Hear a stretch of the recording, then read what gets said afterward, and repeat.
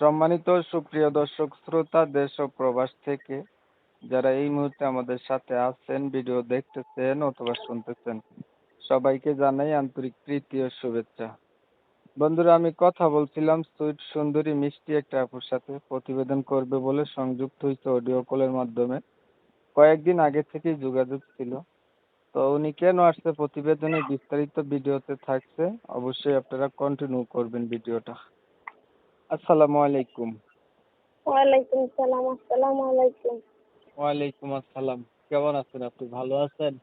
হ্যাঁ, ভালো আছি। ভালো আছেন, ভালো থাকবেন এটাই কামনা করি। তবে আপনি প্রতিবেদনে কেন আসছেন একটু বলেন। ভালো একজন মনের মানুষের জন্য। বাবা নাই, মা নাই, হুম খাইতে লইতে কষ্ট হয়, হুম এই জন্য প্রতিবেদনে গেছি। হুম আচ্ছা, আপনার বিষয়টা আমি ক্লিয়ার করি। আপনার হচ্ছে পরিবারে বাবা নাই, মা নাই, খাইতে নিতে কষ্ট, এর জন্য প্রতিবেদনে আসছেন। ভালো একটা মনের মতো মানুষ চাইতেছেন যে আপনাকে সাহায্য সহযোগিতা করবে, আপনার পাশে থাকবে, দায়িত্ব নেবে, এমন একটা মানুষ আপনি চাইতেছেন। আমি ক্লিয়ার জি। বুঝাতে পারছি? আচ্ছা, তাহলে এই প্রিয় দর্শক শ্রোতা, আপনারা শুনছেন উনি কেন আসছে প্রতিবেদনে। তবে আমি আন্তরিকভাবে দুঃখ প্রকাশ করছি, ইউটিউব গাইডলাইনের নিয়মকানুন মানতে গিয়ে ওনার নাম এবং ঠিকানা আমি নিতে পারতেছি না। আপনারা পরবর্তীতে ওনার কাছ থেকে জেনে নেবেন।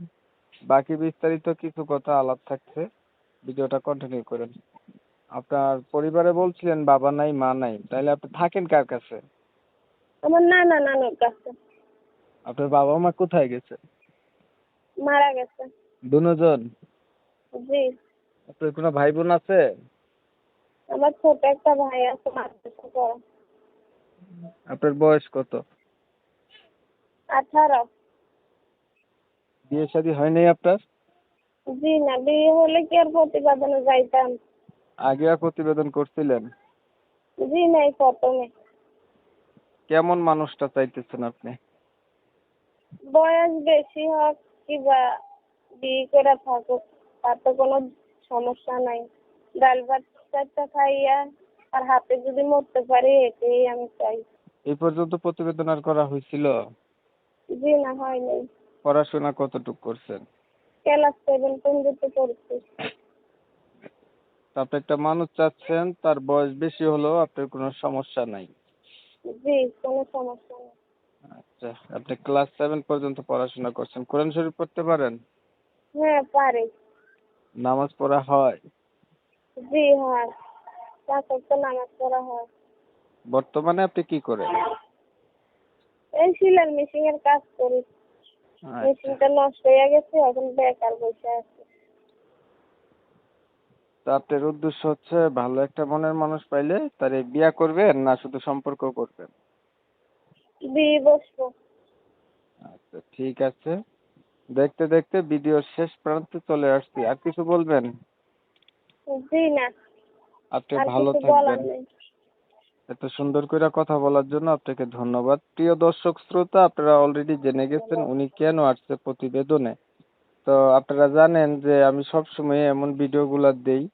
ওনার উদ্দেশ্য হচ্ছে একটা মনের মতো মানুষ পাইলে জীবন সাথী করবে। ওনার যেহেতু বাবা মা কেউই নাই, তো ওনার কথা শুনে যাদের একটু ভালো লাগছে, মায়া দয়া হয়েছে, ওনার প্রতি সহানুভূতি জাগছে, চাইলে ওনার সাথে কথা বলতে পারেন। আরো কিছু জানতে চাইলে যোগাযোগ করলে জানতে পারবেন।